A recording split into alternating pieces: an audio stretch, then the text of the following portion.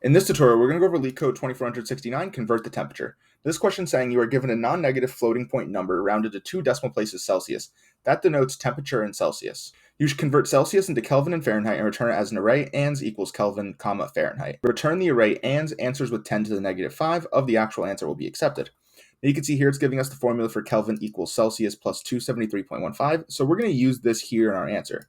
Same thing here where it tells us how to calculate Fahrenheit with Celsius times 1.8 plus 32.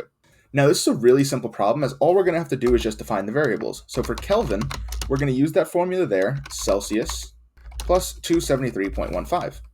After that, we can do the same thing with Fahrenheit, and I'm just going to name it F equals Celsius times 1.8, and I'm going to add 32.